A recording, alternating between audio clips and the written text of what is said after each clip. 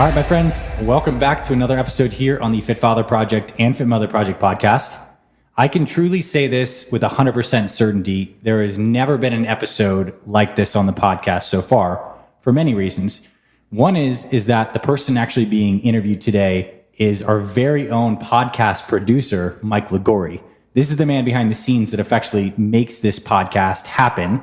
And he also wrote a new book, and a very powerful book that we're going to kind of discuss today about healing relationships with your parents, journeys of forgiveness. All of that happened through a powerful road trip that Mike took with his dad. So, Mike, I'm really excited. And first off, I want to say thank you for your service to this brand and this company, this podcast. Like, the people listening have received so much from you, and now they get to know you more and also learn about the work you did with the book. So this is going to be a great one. That was a heck of an intro, man. I really appreciate it. I practice these things under your guidance. Yeah, of course. But it has been an absolute honor and a pleasure to work on the brand and work on Fit Father Project and the Fit Mother Project podcast. And more important, be able to share the conversation space with you today, man. Yeah, it's going to be good. And I think this is cool because I just read your book this past weekend, and it's called The Road Ahead and Miles Behind. Mm-hmm. And effectively, this is a story about your journey of healing your relationship to your father. Yep. And I want to get into the specifics of what this journey is like, and then also pull out some bigger lessons from this, because I think there's many people listening here who have had particular relationships with their parents that weren't always exactly smooth. Yeah. And there's so many lessons that come from our parents. So take us into a little bit of the backstory of why you wrote this book and why it's important that you bring this to the world. And like, what do you think like the big messages are behind why we're having this conversation today? Yeah, absolutely. So it all started out when I was 6. No, I'm just kidding. It sounded like a therapy session. No, when I was 8 years old, my parents divorced. And at that point in time, there was a complexity that I already knew was forming. And that was Dad was no longer in the house. I was left with my mom, who had nothing to her name except the house, had no college education at the time, had no job. Her main responsibility was to raise myself and my brother. I'm the oldest of 4 boys, so the second oldest at this point. So at that time, I'm starting to learn from this arrangement that they have, that mom and dad are not in the house, and I have to go to dad's house on Wednesday, Fridays, and every other weekend. I'm with mom Monday, Tuesday, and Thursday. So already I was used to traveling back and forth, and it wasn't a big journey. More importantly, because 1, they lived in the same town, and 2, it was a pretty good arrangement. You know, I got picked up. I knew when I was getting picked up from school, and I knew when I was going to be at whose house at what time and what days. And I lived most of my life through a duffel bag. And so as I got older and I started progressing more, I noticed that my dad was rebuilding himself as a man. And so when you're a young man and you're trying to find your identity world, and at the time, remember, they were 8 when I divorced. And then I progressed into preteens, being a teenager. You're watching your father almost reinvent himself from what you knew him when the time you were born. So for me, the backstory to that whole entire thing is I'm watching my dad go through this own journey of change and growth, and then yet I'm still trying to discover who I am at that time. So already we're finding conflict naturally, because one, I'm asking him questions about, hey, Dad, what does it mean to really be a man? And the idea that I got from my dad was mostly that you go to work, you provide, you do what you're told to do, you keep your head down, and that's how it worked. And then someday you get to retire. And then someday you accrue money and you get to enjoy the rest of your years.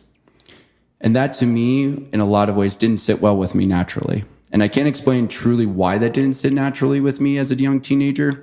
But what I do know is that when I joined the Marine Corps on September 12th, I walked into September 12th, 2001. September 11th is when I was inspired to actually join the military service. It's the Twin Towers. Yes, yeah. I was a senior in high school when 9/11 happened. So when I watched this on TV, and I watched my dad emotionally affected by this, I wanted to do something much larger than myself than go play junior college football and hope I get to make it to a Division I school. So I remember going down to the recruiter's office, and the first thing I thought about was, this is the start of my journey. This is the start of my personal journey. And my dad was emotionally affected by it. Millions of people at that time, I'm sure, were affected by it as well. What really struck me out about that was I was going to join the military because I had never gotten validation from my dad when I grew up. I never truly felt received. I never felt really truly significant because I attached a lot of my identity to him. So joining the Marine Corps solves a lot of things. One, I'm a Marine, and Marines have a reputation as elite fighting force, protectors of this country. People look at Marines and honor them for their courage and their bravery. So why wouldn't that not translate over into my dad? Well, so I go into the Marine Corps, tell my dad I'm signing up. I do boot camp, come back, and I felt a sense of being paraded around by him. And I talk a little bit about this in the book, but there was a sense of like my son, the Marine, but it was never my son, Michael, which is what he calls me, and most of my family call me. It's by my full name, Michael. So I spent a lot of my years chasing this recognition and the satisfaction that my dad was just going to accept me and be proud of me and parade me around. And I never got that. Marine Corps thought was going to solve all that. Didn't solve it either. You get to a point in your life with fathers and sons that you start looking at your dad and realizing dad's not going to change. And so, ironically, with that, we're trying to change our parents. And we know they're not going to change. And they've spent their entire time trying to change us. So there's this weird dichotomy you already have that you're like, well, I just want dad to change. And it's like, yeah, but you also want him to be different and he wants you to be different. How could that ever work? I started realizing as I got older and through my own personal development and journey that my dad was never going to change. He was pretty stubborn in like his ways. And I think most people who are watching and listening to the podcast will tell you that, their dads were the same way, especially if it's generational. So as I got older into my 30s, I started realizing that I had to carve a path out for myself. And that was, I got to stand on my own 2 feet. But in the back of my head, I'm still having this weight of my father. And I'm still having this weight of like seeking deep down on a subconscious level his acceptance. I wanted him to be proud of me. I wanted him to talk about me in a way that was, like that of a father who's like, I have all 4 sons and I'm proud of every single one of them. But it's so hard when you don't hear that. And I think most of us have a really hard time that when we don't hear that verbal validation from our parents of how proud they are of us, regardless of what we do in life or what we do accomplish in life, it goes both ways. There are people out there who probably have relationships with their dads that they've achieved all these things in their life and they never got credibility or they never got like an attaboy. And maybe if they did, it wasn't enough. Mm-hmm. The reason why that happens mostly is because they're seeking that type of acceptance from their dad to say that, hey, dad, look at all this stuff that I did for you. They never really recognized that it's for themselves. Mm-hmm. And part of the reason I joined the Marines was because of that. I wanted dad to be proud of me. It was going to change my life drastically. And then I started reflecting on all these things as I got older. There was a point, Anthony, that I started looking at myself in the mirror in my mid-30s and going like, God, I don't know if I'm ever going to have anything with him. And the only thing I could ever really, truly have is praying to God, maybe a cordial ground to walk on with him. And so that became my mantra for us, limited conversation, sticking to the areas that we're good at, which was mostly stocks, football, business, maybe life advice here and there from a guy who's in his 70s. My dad knows a lot. And as a young man in your mid-30s and you're trying to figure life out still, he has a wealth of wisdom. But at that point in time, I'm still looking at him going, man, I just want you just one time to be like, I'm so proud of what you've done. Yeah. Still didn't get it. So 2020 hits, the year that we all love. And so at that time, I'm going through this major shift in my life, major shift. I'm talking about January 2020 hits and I had big dreams and aspirations like everybody else. I'm thinking like life is going to be different. I did well in my business. I was like, January, as you're in the fitness industry, as you hear that. January is always the big year that, everybody's like, I'm going to lose weight. I'm going to fill all my resolutions. And I was one of those people. So I end up finding out going to a Wim Hof retreat. And going to this Wim Hof retreat became the catapult for me to have this self-development journey that I've been on for the last 2 years. And as I go on this journey, I went to this Wim Hof retreat and meet this group of just excellent people, just really outstanding people who just poured into me, who inspired me.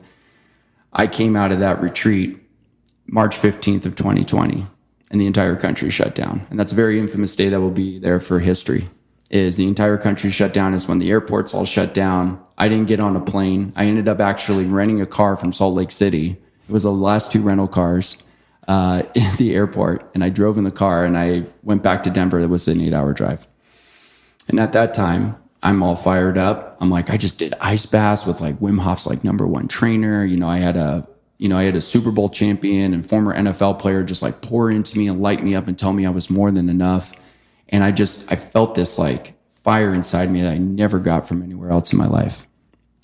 But I'm driving back in this car and this voice comes in. And it's funny, I've talked to other people about this and they go, you keep referencing this voice. What did the voice sound like? And I go, well, did you ever watch Lion King? Yeah. James Earl Jones and Mufasa. Mm-hmm. Just very calm, just very like powerful, but also made you feel safe. And this voice said, your life is going to change and I'm going to change it for you.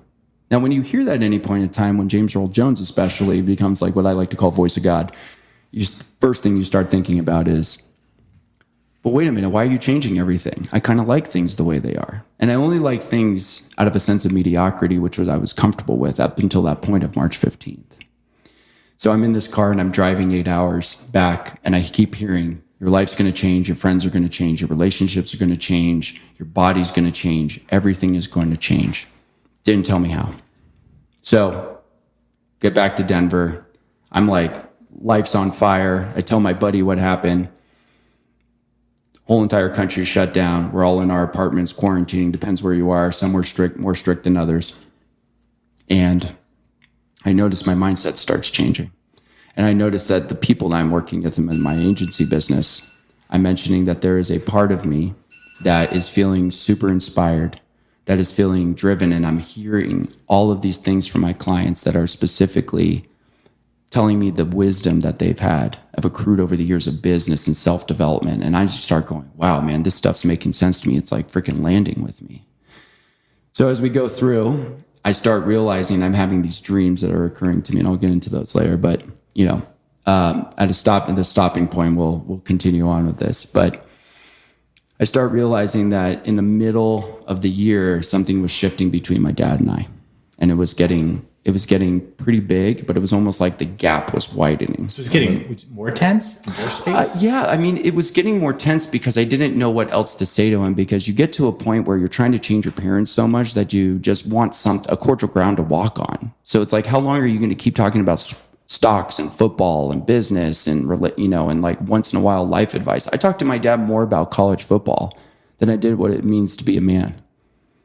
So like, how often, how can I do that? It's like when college football season's around in August, like we have a whole entire year of content to talk about. That was it. And so we did get more tense because you're like, are we just going to keep doing this dance until he's not here anymore? Yeah. Then what? I'm going to spend the rest of his golden years talking to him about football and stocks, knowing deep down inside I wanted something different. I wanted something more with him. And I'm sure you can attest to that too with just your membership group, that a lot of these dads and sons, they want something more than just small talk, want something more than talking about the news, the weather, stocks, business. They want to talk about life. They want to talk about relationship. They want to talk about what it means to love as a father and a son and that dynamic in that relationship. And that's truly all I wanted. And I didn't get that until October of 2020.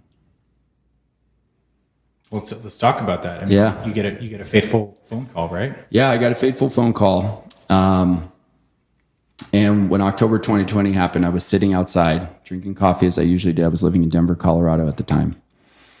And I get this phone call and my dad goes, hey, what's going on? I go, nothing much. And, again, stocks, football, business, we start talking.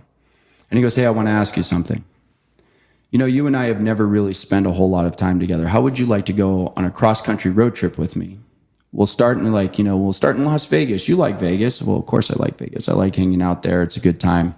We'll drive from Las Vegas all the way to Sebring, Florida, which is about 50 miles south of Orlando. And we're going to go to this moto car race, this auto race called the 12 Hours of Sebring. And it's a world famous race. And for people who don't know this, it's a auto endurance race. These guys are racing for 12 hours around a 3-mile track. And there's a team of drivers at the time that are doing 3-hour shifts. And once you're done with the shift, like you're done. But imagine going 140 miles an hour average speed for 3 hours in a Porsche. Like you go 20 seconds in a Porsche and you're going that fast. You're like, man, that was the ride of my life. Imagine doing that for 3 hours. Could you imagine like your adrenaline at that point? Yeah. So my dad tells me at the time, he goes, how would you like to go with me? Now I'm not an auto racing fan. And I'm kind of like the black sheep in the family because my whole entire family has a lineage of auto racing. So at this time, I hear him asking me to go to this race. And I'm like, Dad, why would you ask me to an auto race? You know I'm not a fan of it. But I knew it was his way of reaching out. But the first thing I thought to myself was, this is my exact moment of revenge. Right. That I get to tell him no. Yeah. Because he told me no for so many years. No, you can't have these shoes. No, you can't play club soccer. No, you can't hang out with your friends. We have to go elsewhere. No, you can't do this. That's not how you do things. This is how you do things. And the way that we do things around here is because I said so. A lot of people can relate with that. Very authoritarian. Mm-hmm. So I was like, no, it's my turn to tell you no. But then again, James Earl Jones pops into my head.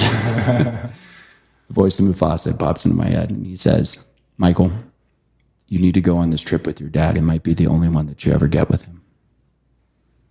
And I'm hearing this in my head and I start noticing it. My dad starts kind of talking about this trip and pitching me. And he's an old ad agency guy. So, he was used to like the suits and the tie and like drawing out billboards and doing mock-ups for big clients. We're talking about Hills Brothers Coffee, Hidden Valley Ranch, some of the food brand names that he's worked with. So imagine you're getting this old ad executive who's pitching you on his own son over the phone to why he should go on this trip with him. And I'm like, man, I can't wait to say no to him. And then that voice pops in my head. And the first thing I think about at that point is, oh my God, this is the thing that the voice was talking about. This is what God was talking about. God was talking about your life's going to completely change. Time was never an issue. Time was actually never addressed.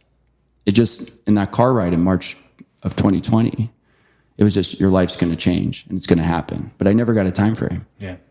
Little did I know that this trip was going to be the catalyst for that type of change. So as I'm hearing him talk, I'm like, all right, Dad, let's do it. And he was ecstatic. He was like thrilled to do it. But I remember when I said yes to him, I hung up the phone and he was excited. And I hung up the phone and I look at my girlfriend at the time and she gives me this look and goes, what did you just say yes to? And I said, I think I just said yes to my dad to going on a cross-country road trip. And I got to tell you, that scared the crap out of me. It really did. Yeah. I mean, I think that's like such a pivotal moment when you say yes to something that God, your intuition, is telling you to say yes to. It sets you on a trajectory of this path. Yeah. That changed your life forever. But you very well could have said no. Mm-hmm. You could have allowed the pain inside of you to enact more hurt, but you chose this higher path. Mm-hmm. And tell us what happens from here. Yeah. So I end up at this time, as I was saying before, like my childhood was flashing before my eyes, and in the book, I kind of tee it up that way so people get a backstory of it. Cause I didn't want to just like airdrop people into the middle of this and be like, so here I am in this car with my dad. And they're like, and as a reader, people are going to go, well, wait a minute. What's your relationship with him? Like, who are you? Who's this guy? Where are you? Why are you driving through Kansas? Why are you driving through Texas? And I knew when I was writing the book, I had to paint the backstory. And so that whole entire front part of the book where I start talking about my childhood and the times and the moments that I remember. And I also want to tee this up too, that not every single moment that I had with my dad was bad. There were great memories that I had from my youth. But again, when you're a young man and you're looking for validation and admiration from your father, you only remember the negative stuff because you're refusing to let go of the past. Mm. So I get on this trip and I go to Las Vegas with him. And this is just probably one of my favorite parts of this, just the story, but also the book, is that we go to Las Vegas. And the first thing I start doing is I start thinking back in my head, like, maybe this is going to be it. Maybe things are going to work out. Maybe things are going to be different between us. Right. And I noticed the, little Mike, as I call him. Mm-hmm. 8-year-old Mike, 12-year-old Mike, 16-year-old Mike is like coming out at this time frame when I'm thinking about this, that like maybe finally we'll be friends. Maybe finally we'll be father and son. And then the fear comes in. What if he doesn't show up? Because my dad had a history at times where he wouldn't pick me up from after school care until super late. And even when he did, he was on a client call. Or he would just say, hey, I can't pick you up. Your mom's going to come get you. So understandably, yeah, of course, like look, being who I am now and as old as I am with the life experience that I had, like it totally makes sense as why you do that. But when you're a young kid, you don't know any better. You just feel abandonment. Mm-hmm. Shockingly enough, being in that hotel room at the MGM, at the Park MGM in Vegas, I sat there and looked at this wall and went, what if he doesn't show up? What if he's going to let me down? And mind you, I'm in my mid-30s at this time. So here I am experiencing in my mid-30s as a grown man who's been deployed twice, and I'm having the fear and anxiety of a young child, thinking my dad's not going to show up. And I start thinking about like, what if it doesn't work out? And I start scrolling my phone and thinking, maybe I'll just buy a flight back to Denver just in case, as a hedge. And then I look at a text message that I get, and he says he's going to be here soon. So he comes into Vegas. And I greet him, and it's like my dad is has a very like stern look on him, but it's like a very inviting look. It's kind of like when a captain boards a ship for the first time. It's like, you've met my dad. It's like, nice to meet you. It's very like professional, but it's also welcoming too. And my dad and I get settled in the room. It's a little bit awkward for us in the elevator. We don't really know I want to like ask him so many questions because like, no kidding. I had like I wanted to document this trip, and I didn't have the intention of documenting this trip until I said yes to him. And I was like, I should do this. Maybe this will be a good memory for us. So I'm bringing my camera. I got my podcast gear with me. I'm like checking the mics, making sure I have extra batteries. And I'm in there and I'm like preparing all my questions for him. I'm like, there's so many things I want to learn from him. And I get in the elevator and I can't think of anything. He just talks about all my brothers. My dad has a great dialogue when he starts talking about all my brothers. He goes, your brother did this the other day? And I'm like, oh, no, I didn't hear from him. And he's like, yeah, it just drove me nuts. Or he'll be like, your other brother the other day, like really excelled in this area. So I'm only like wondering in my head at the time when we're in the elevator, I'm wondering like, oh, I wonder what he says about me to my brothers. But I'm lost for words the entire time. But then something magical happens too that I think kicks off this whole entire trip is like my dad, I'll tell you, is a betting wizard when it comes to college football. And I only say that because my dad does not use any sort of analytics whatsoever. He's super old school. And, today we have like all this access to data. We have all this access to like, trends and insights and like looking at historical data, like backing 30 years. My dad remembers how Notre Dame and Wisconsin play each other for the last 30 years, just off the top of his head. And I remember him like, Dad, how do you remember all this stuff? And I'm also going to like share this with you guys too. He bet 13 games and won 12 out of the 13 games without looking at a single piece of data. All he took was a pencil and a piece of paper, which was the betting sheet from the casino, and sat down at a table and started checking off who he liked, completely off intuition, and went up to the betting counter, threw down his money, came back, and I watched him just win all these games. I go, Dad, how did you do that? He goes, everything has a trend. It's history. He's like, schools are built off culture. Organizations are built off culture. They don't change. Once you have your blueprint in your DNA, that's who you are at the end of the day. How profound that college football insight that he gave me about teams and DNA. It's like, if you're a college football fan out there, Wisconsin's running the ball every single season. That's just who they are. They've been doing that for 30 years. My dad remembers that. How ironic is it that I start looking at my own DNA and I start looking at my own signature traits, and imagine like fathers and sons out there that are listening to this podcast right now, even just parents, mothers and daughters, whoever, is that you look at your relationship with your parents and you realize that you've inherited certain things from them. DNA. Culture was built from the get-go. Your parents instilled in you things that you just inherently learned. And it's funny, as you progress through the rest of your life, you never really truly realize why. So I started realizing like, man, why does Wisconsin run the ball for the last 30 years? My dad will tell you, I don't know. That's just what they landed on. But for me, you're like, well, why am I so angry at my dad? I don't know. That's just what I landed on. That was my answer. And that kicked off The next day, on Sunday, we got in the car, and I call Vegas the Boulevard of Broken Dreams. It's not the Green Day song, but I just call it the Boulevard of Broken Dreams. And I remember my dad and I are driving, and I'm feeling this anxiety come into the cabin of the Sprinter van. And I start feeling all this tension between us. And I go, I've only judged my dad as a scorecard. And I think most of us can relate to that. I'm sure even with your parents at the time that, you don't really know mom and dad before you were born. Yeah. You only know mom and dad as a scorecard. Mom grounded me when I was 16, -1. Dad gave me a new bike for Christmas, +1. Mom told me I couldn't go to junior prom because I got a D on my report card, -2. Dad won't let me go party with my friends on the boat this weekend, -2. That's how we judge our parents. It's a scorecard. And so I had realized that I didn't know my dad before I was born. And maybe that context would give me a little bit of understanding at that point. And so you start digging. Yeah.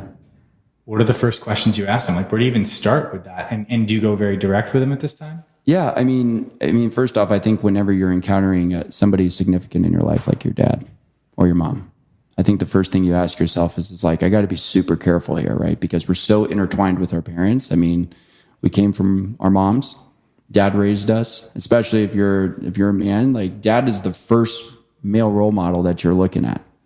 You're going, oh, that's what it means. Regardless of who he was at the time, that is the first imagery that you get of what it means to be a man. And so here I am asking the guy who was the first pair of eyes that I laid on was his when I was born. And I go, I don't know what questions to ask him. But what would I ask? What would I want asked to me if I had a kid, if I had a son? And so I asked him, Dad, what were you like before I was born?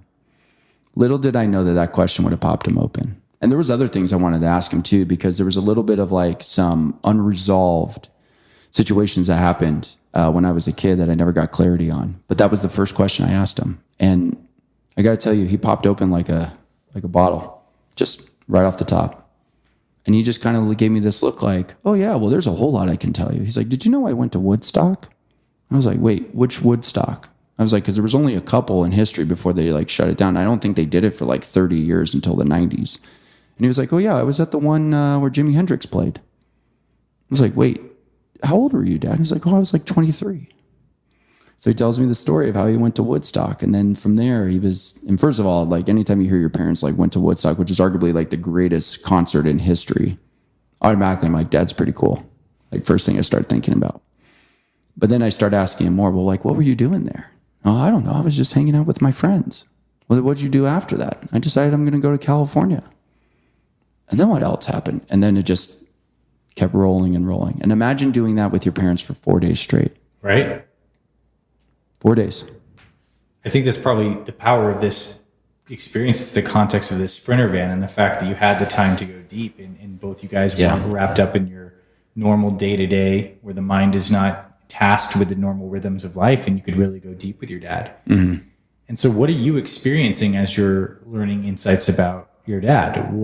What's happening for you internally in terms of your feeling as you're having these conversations? Yeah. Well, first off, it's very, very hard to not feel the anger bubbling up inside of you and not letting that be expressed. Because I'm hearing stuff from him and I'm like, just once, again, we go back to little Mike, the child. And I wanted to lash out at him.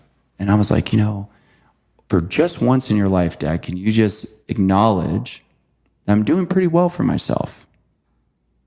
But I held back from that. And I was like, no, I'm just going to let him talk. Because I think at this point, he may not know anything of the story. He may not know that. He may not have learned that. Which is another thing I think is really interesting when you talk about the book specifically is that our dads learned how to be dads from their dads. And their dads before them. So everything that people learn about fatherhood, about parenting, about relationships is all inherited. And it's all learned. So a lot of the behavior that I was not okay with from him was actually probably not even his fault. It was just something that he knew because my dad only did the best he could with what he had at the time that he had it. I mean, what if that was the only limit? That was the limit of who he could be as a father. And so my expectations of him like superseded that. And all I wanted him was just to hear, I wanted more from him. But now here comes the real question. What happens if that's all he's capable of? Yeah. What happens if that's all he's capable of? And that was a thought that came into my head too. So imagining that my dad, all he could be is who he is right now. Maybe that's his limit. Maybe that's his ceiling. Kind of changes the dynamic of the conversation, right? Because now I'm not pushing him to be something more. I'm just going, wow, maybe that's just who he is. But I got to tell you, that was so freeing. And so when I hear him having these conversations and talking about the mistakes he's made in life, and one story that I truly love in the book, it's called When All Your Friends Are Gone. And he talks about the dichotomy of deep relationships, and then on the flip side of that, integrating that with faith. And I got to tell you, it was the most beautiful story in that entire book was that one. And it was really, truly about what it means to have brotherhood and relationship and bonding, fathers and sons. But it was more so a replication of his life previously, or a retelling, I should say, of his life previously, where he's saying, you know, when you were a young kid, Mike, and you remember telling me this in the car, he said, you know, I had really, really good friends. And my dad describes himself as a lone wolf in a little bit. Like, it's funny though, because you've met him though, again, and he's like pretty social, but he's very, very comfortable just doing his own thing. But that story about when all your friends are gone, that was the height of the emotion that really, I think, cracked us wide open, was that story right there. Because he's telling the story of his dear friends that would spend time in church, and you're asking about his friends, and slowly they're kind of dying one by one. And your dad is coming face to face with his mortality. You're coming face to face with your dad's mortality. This is on top of the fact that you're now seeing your dad in context of his life and starting to have more forgiveness in your heart. And now your dad's also starting to break down a little bit too and soften even more. Yeah. And one thing I will say to what you were saying is that watching your father soften in front of you is one of the most beautiful things I've ever seen. Because that generation of men grew up in a time where it was post-World War II, it was post-Depression, and their dads before them grew up much differently than we do now. There was no talk about vulnerability. There was no encouragement to cry. There was no softening. You're a man. You do what you're supposed to do. You provide for your family. End of conversation. And life's tough. You deal with it. And a lot of that stuff is that, you know, what my dad would tell me. He just said, life's tough. You just got to deal with it. And so watching him soften and talking about a group of men that he got raised up in the church in, and watching him become a man of faith before my eyes, almost retelling this story, and realizing that these group of men were men that I've all met. And when I went to church when I was a kid, I used to shake their hand. And then I kind of describe it in the book that they all had this like monochromatic color scheme of the suits. Mm-hmm. You know, they were the Christian version of the Rat Pack, for those of you who remember it. And watching my dad hang out with these guys who all had parted hair, no hairs out of place, you know, a nice watch on their hand, a ring on their finger, you know, never cursed, barely drank, and man, did they love God. And Sunday was their good time. And, you know, and Easter to them was the Super Bowl. That was the big deal. Christmas was another celebration. I mean, they were men who believed in giving back and receiving what God gave them. And more importantly, they were instrumental to the community of men that were in the church. And to watch my dad grow up in that, and faith has always been a big part of my dad's life. But I realize that he's not getting any younger in this car. I'm realizing that there is no reversal of time here. And my dad softening before me is telling me that 2 out of his 3 friends that he grew up with in the church are gone. No longer here. One died in old age and the other one died of cancer. How lucky am I to watch my dad in his 70s in good health, in good shape, vibrant, full of energy still. No pain pills, no medications, not even using a walker. And I'm watching my dad going, man, I don't have a lot of time left with him. And I hope I can just keep getting as much as I can. But I realize the window's closing in. Yeah. And that starts to set a frame of appreciation and gratitude, which you mentioned, though, where you wrote the word hate a couple times in your book. I did, yeah. Early. You said you hated your dad. Yeah. And I mean, that's a strong word to write, and you clearly felt that way at the time. And it's really beautiful how these different factors as this road trip progresses were also softening you at the same exact time to come to this place of appreciation, gratitude for who your dad is, and forgiveness for who he wasn't, or at least for your expectations of what you were holding him to be, and seeing him as he is. Yeah. In the context of just a man who was doing his best at the time, who maybe fell short from some of your expectations, but is still in many ways absolutely magnificent. Yeah. And then, as you progress, you come to this, I'd like to get to the race itself, which is funny enough, like the destination, but kind of inconsequential in some ways. Very special to your dad, but you get there. And so take us to the end bit of this road trip as you progress to like the crescendo, I guess, of the journey itself. Yeah. So, and one thing I want to just wrap up on that story there is that, remember that at this time, watching my dad evolve before me and realizing the window that we have specifically with each other of just being together. And I start softening, right, as you had mentioned. And I start learning forgiveness and acceptance. All the things that I wanted from him, I was actually doing for myself. Sure. And I was doing for him. And how powerful is that we as people can honestly realize that the acceptance and forgiveness and the love that we seek from our parents, we can actually start doing that with ourselves first. And how much of a burden gets released when we start doing that with ourselves. And no longer do we expect our parents to be anything different. We just accept them as they are, realizing that they can only do with what they had at the time that they have it. They only learned so much.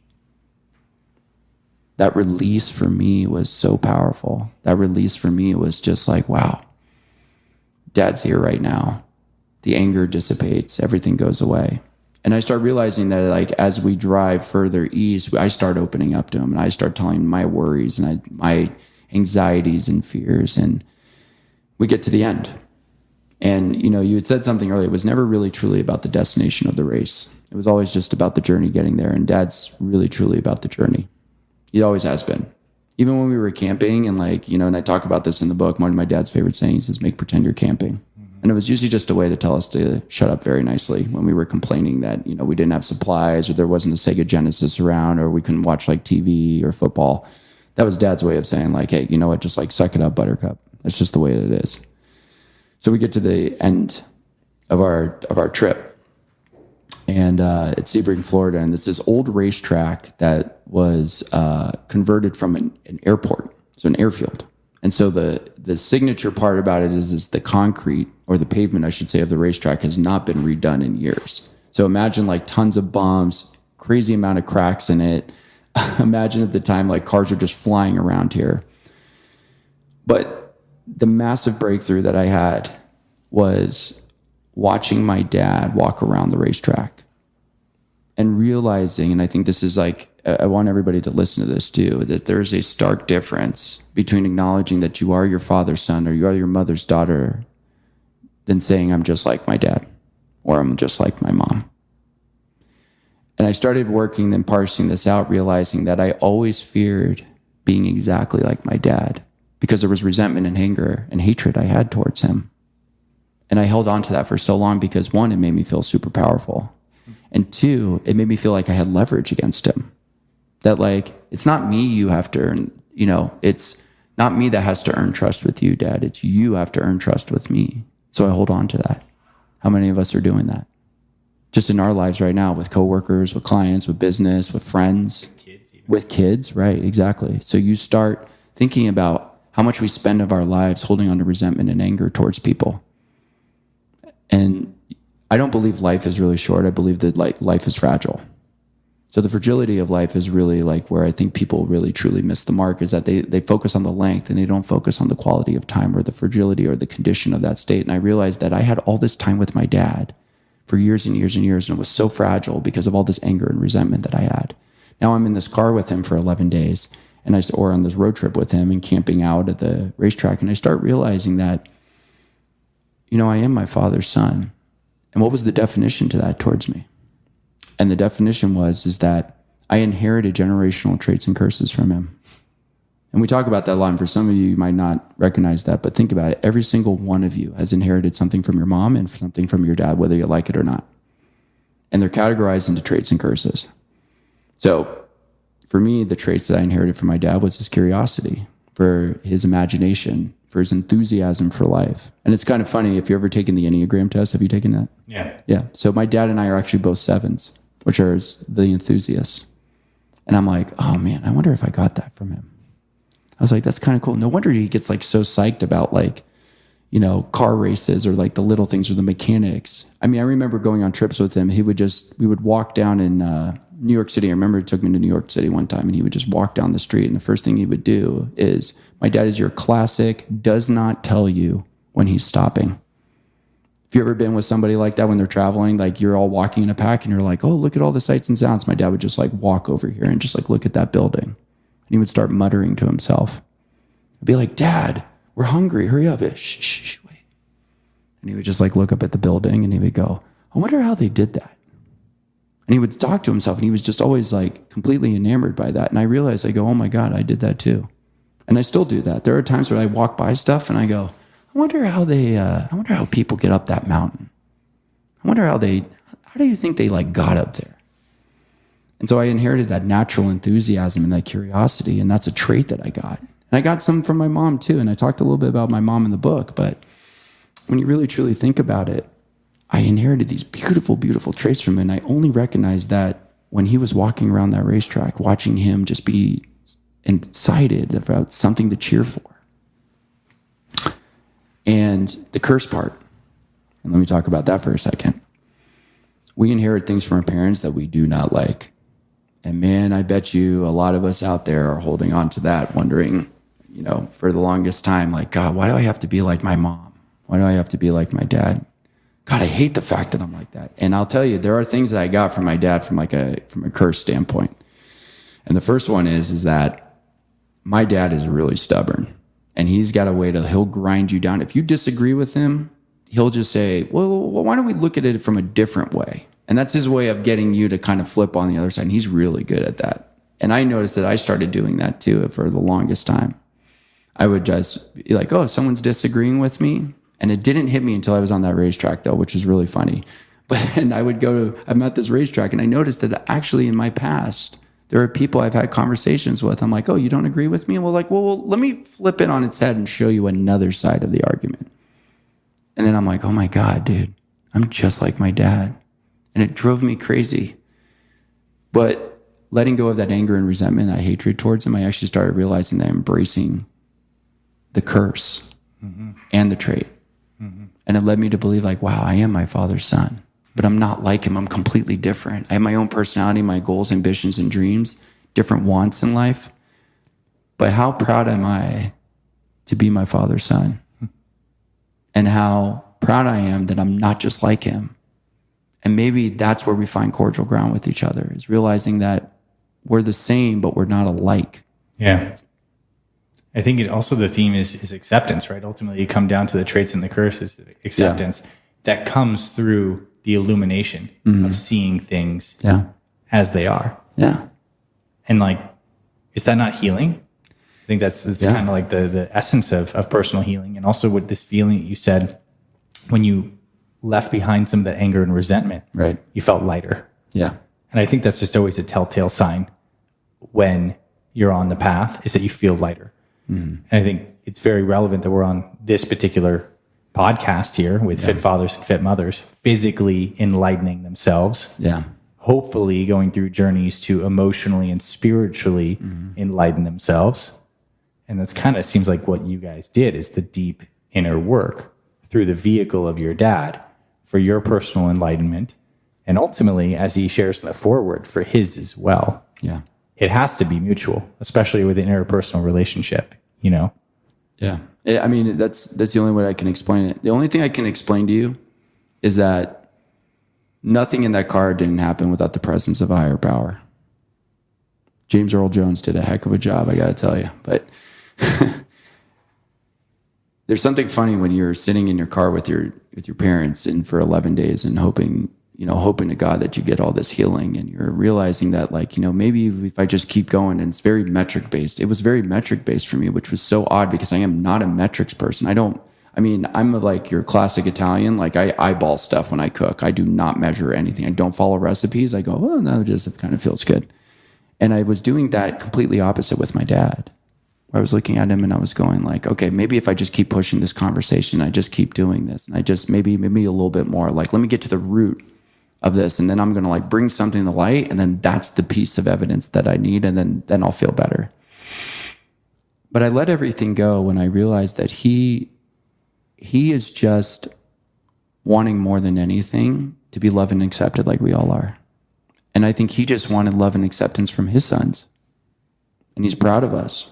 And he always tells us, he goes, I think I did a really good job raising all 4 of you because none of you ended up in jail.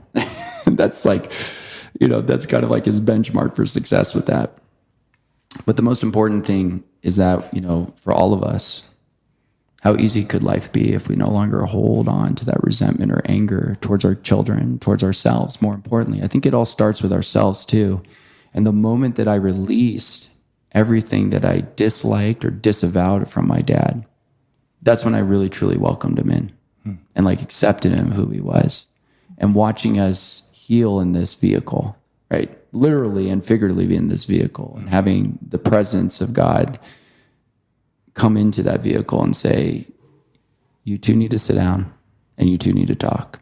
Yeah. And when we talk about change, and, in the beginning of this interview, I was talking to you about specifically that, God had entered into my vehicle. We'll just call him Earl at this point. So Earl comes into the vehicle and says, I'm going to change your life. Little did I know that was going to be the thing that literally time collapsed everything for me. Mm-hmm. And I came home from that trip, and I have to tell you, the book that we're talking about here today, and the book that I wrote, that took 10 days. And I cried the entire time I wrote it. And I just kept getting mental images and pictures of this idea that, this is going to be the one thing that I have from my dad, not just the road trip, but the thing that memorializes every single moment that we've ever had together, the true healing and redemption between a father and son. And realizing that we don't have to fight each other anymore. I don't have to fight him. I don't have to fight myself. And he doesn't have to fight me. I mean, and look, we still talk to this day. We're closer than we ever have, and we still have our disagreements about stuff. But it's so much easier now because now I look at him from the lens, I'm like, instead of being like, oh, Dad, you make me so angry. It's just like, all right, Dad, glad you see the world that way, man. But it's been so freeing. And I hope everybody like listening to this really truly sees the magnitude of this, that you have a chance right now to have something with your parents. And if you're a father listening to this and looking at your son right now, and it may have not been the easiest road, you have a chance right now in this moment in time to truly change that. Mm-hmm. You always do. Yeah. And if you're a son, an older son, especially if you're in your 40s, 50s, and 60s, your parents are still alive, you still have an opportunity right now to give them a phone call. Mm-hmm. Maybe they want to go on a road trip with you. Mm-hmm. And just give them a shot. And don't put your opinion, your judgment, your points of views, or conclusions about them in your conversation and your viewpoint with them. Just realize and acknowledge and accept that that's how they are. Yeah. And how powerful is that? Yeah. And the other lesson I would add that seemed like one of the big takeaways is this whole journey was kicked off by the inner voice, mm-hmm. the voice of God, your intuition. So also the big lesson is listen to that, because that's the door that opens that leads you to this grand adventure. Yeah. In whatever form that comes. And also the power of shared dedicated one-on-one space with the people that you want to heal with. Yeah. In the car, road trip. Yeah. And intuition's a powerful thing, and everybody can label and choose their faith as they would like to name it, right? Some people like to like to call it God. Some people like to call it source, universe, spirit. But whatever you decide to label that, just acknowledge that there's something larger and greater than you. So really look and examine at that when you're approaching your parents, especially, because we do get a lot of tension and trauma for our parents, right? And they do actually, in a lot of ways, impact every single thing we do in our life. If you have a wealth mindset, your love mindset, abundance mindset, scarcity mindset, that all came from your parents.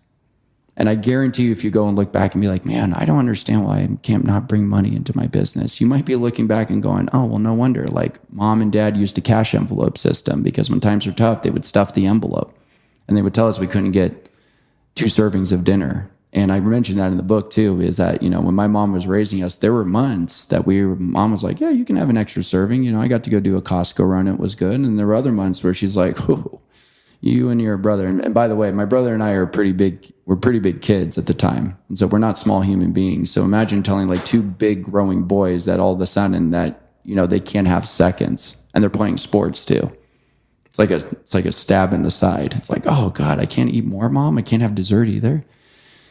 So, but when you talk about the intuition piece and just getting back to that, I think the one thing is that just approach it with this acknowledgement, in the sense that like the space will be created for you to get whatever healing or experience that you truly want from your parents by just allowing yourself to just be there and not look for an agenda, not look for an answer. Yeah. And intuition will guide you. It really will. It never leads you wrong, and it never leads you astray. It's always going to be about your intention behind it. And if you approach and say, I want to get to know my parents, and your parents may not open up to you, they just might not. They might not say like, I don't want to talk about that crap. Why would I want to do that? You're like, okay, but at least you tried. Mm-hmm. And you can walk away and put your head head on your pillow at the end of the night, just saying, at least I tried. And maybe even find acceptance and forgiveness of that too. Yeah, for yourself. Yeah. Because what would it be like for you? And this might be a little bit morbid, but I'm going to go here just for the sake of the imagery of this conversation that we're having. Imagine that it's your parents' final years on this planet, and you spent your entire adult life, your childhood life, wishing you could have said something to them, and you didn't. You sat there the entire time, and you're looking at them and you're going, man, I never really truly forgave myself for being mad at them. And I never truly accepted or forgave them for who they are, and just loved them from where they were at. That was the biggest thing for me, was that, when Dad went home on that plane ride back to California, and I went back to my apartment in Denver, I walked away with the acknowledgement and the acceptance that I can still love my dad, and I can accept him, and I can meet him where he's at without feeling like I'm giving away my power, I'm giving away my cards. Because what I'm doing is I'm actually embracing him for the way that he was made. Yeah. But how healing is that? It's healing. Yeah. As a reader of this book, and having had the opportunity to read it first, I'll say that these concepts, they can seem simple. Like you could read a blog post of like 5 ways to connect more deeply with your parents. And maybe some of these tips would be like written out. Yeah. But having read your book and actually going on this journey with you in such an experiential way makes this stuff hit home tremendously. So I hope if someone's listening to this and they are looking for a very easy yet powerful and relatable read of just a story that ends up imparting some very profound lessons, that they do get this book. And can you tell everyone listening where they can get this book if they're interested in going on this journey in a deep way? I picked the book up on Sunday. I read the whole thing in a day, cried a few times. The ending is absolutely fantastic. And there's one more detail of the journey that I don't want to tell people about, because I got to read the book to find out at the very end. That's like it's a very special moment you share with your dad. So that'll be the cliffhanger to get the book. Yes. Where can people end up getting this book and finding this book and learning more? Yeah, absolutely. Well, first off, just honor and acknowledgement to you, man, just for taking time out of your day to read this. We've been friends for quite some time, and just to be able to hear your opinion on this and just having it impact you on the level that it is was just really, it was really profound, and it was really inviting, man. So I appreciate that, just you spending time, because time is that currency we don't get back, man. So when people spend time on my book and my work and my words, just an absolute blessing. Everybody can pick up the book on Amazon and Barnes & Noble. You can also go to my website, MikeLiguori.com. That is Liguori. You can also follow me on Instagram too at Mike.Liguori. That's also Liguori. So nice. And because you help manage the show notes, it'll also be in the show notes. I will make sure there's a link in there for the book, of course. Yeah. I will make sure it's in there. And just for one thing I want to impart on just your audience real quick, just mom and dad, the mom and dads out there, just give your kids a chance, and then give yourself a chance. And trust me, magic will happen. It'll work. Just give it some time, and it is never too late.